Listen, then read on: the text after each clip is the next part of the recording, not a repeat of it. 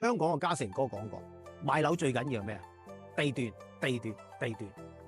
咁我接下嚟呢個屋苑咧，其實就完全滿足晒你嘅需求。我而家所處嘅位置咧，係中山嘅政治、經濟、文化、藝術中心。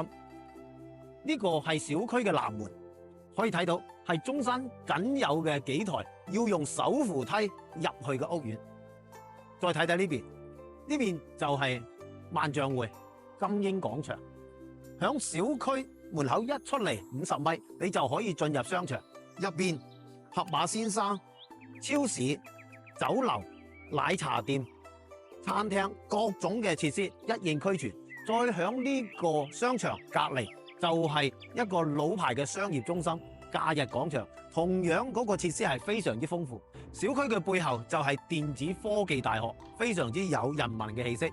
然後呢條路我哋去到地鐵口，直線距離只需要200米，可以講得出行無憂啊！由於小區咧佢係依山而建嘅，所以咧可以講得係10級以上，一級一級咁樣啊。咁發展商為咗照顧唔同業主嘅需求咧，亦都特別安排咗中山僅有嘅幾台手扶梯喺度，等你翻到屋企咧都能夠有一個舒舒服服咁嘅狀態。嗱，目前沙盤呢個位置咧，呢個咁嘅綜合體咧，佢叫完美金英廣場。呢兩棟比較高嘅咧係佢嘅寫字樓。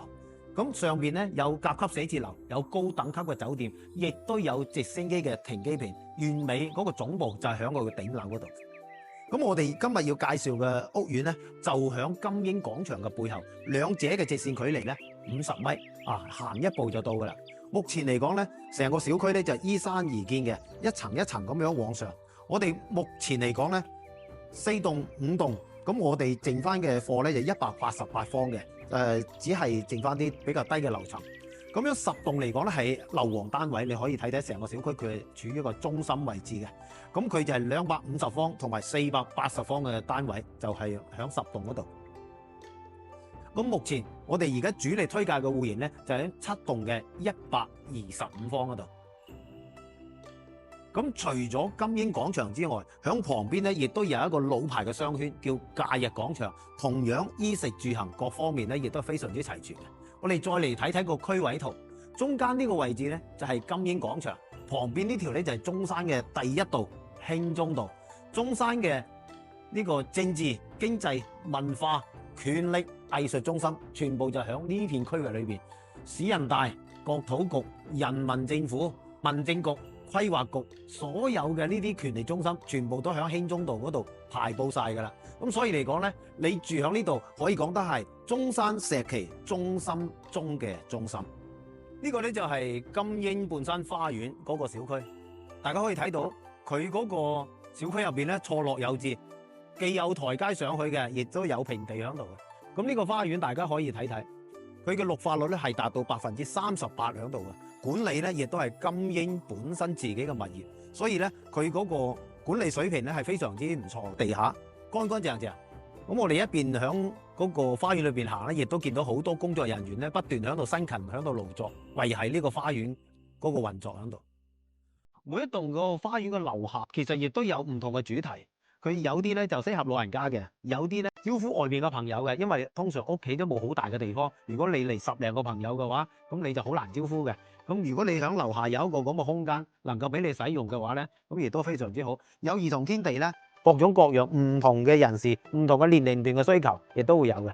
本身呢個小區入邊咧，就好似個花園咁樣，好多業主咧平時都會喺度散步嘅。咁你行攰咗啦，有個地方俾你休息下，係一件非常之舒服嘅事。嗱，我哋而家咧就往下邊再去下，其實呢個咧就依山而建嘅，沿住個地勢嚟建嘅，所以每一棟樓嗰個景觀都係唔一樣。小區嘅中心位置咧，亦都係有泳池喺度嘅。咁佢每到夏天咧，應該大概5月份咧到9月份咧，佢就會開放啊。咁開放時間咧，每日嘅7點到9點，晏晝嘅5點到晚上嘅8點嘅話，亦都有好多業主咧就嚟呢度去游水嘅。呢個樓盤仲有一個特點就係咧，香港人特別多，所以嚟講，如果你係講廣東話嘅，你想同聲同氣嘅話，你選擇呢個屋苑咧係一個非常之唔錯嘅選擇。我哋從電梯一出嚟，兩個電梯呢層樓咧就安排咗4個戶型。咁我哋今日咧會帶大家睇兩個125方嘅單位。呢邊牆咧亦都係展示咗呢一間屋嘅裝修標準，全部都係採用國內比較知名品牌嘅產品。咁呢個咧戶型咧就比較傳統啲嘅，入嚟咧就係廚房。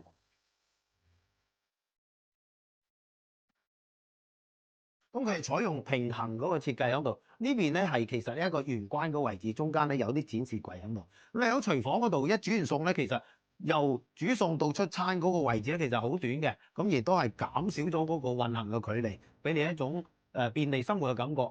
3.6米嘅呢個客廳嘅開間，令你一種好寬敞嘅感覺。陽台嗰個進深大概有2米左右，外邊嘅呢個視野係好寬闊嘅。中山城區嗰個景觀就喺你面前。呢邊係主人房，佢係一個套間。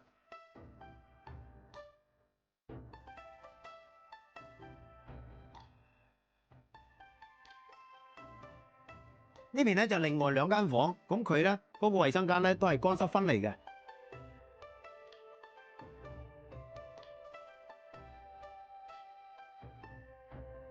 咁可以講啦，呢間房咧比較傳統意義上嘅3房2廳2衛嘅設計。我哋去隔離嗰度，同樣都係125方，係一種比較超前、比較受年輕人所喜歡嘅一種設計。我哋過嚟睇睇。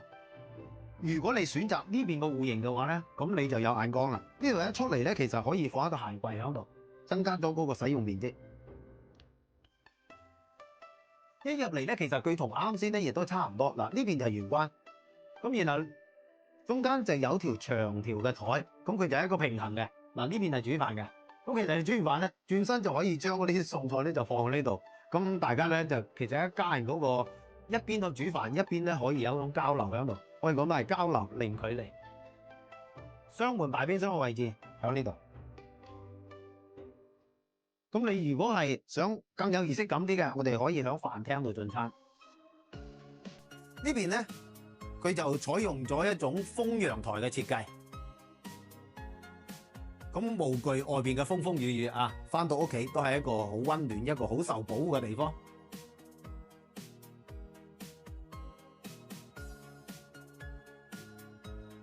嗱，呢邊嘅嗰個裝修風格咧就好有特色啦。佢就2間房其實打通咗，住房、榻榻米同埋工作區域咧，佢就用埋一體。當然啦，佢亦都安排咗主人房，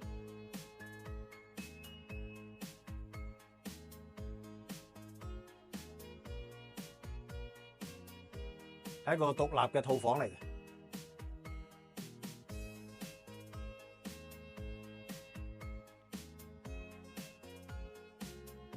如果你近期係想揾一啲市中心嘅鬧中取靜嘅，面積唔係好大，100零方3房2衛嘅，出則繁華，入則寧靜嘅，我諗呢個屋苑係你一個非常之唔錯嘅選擇。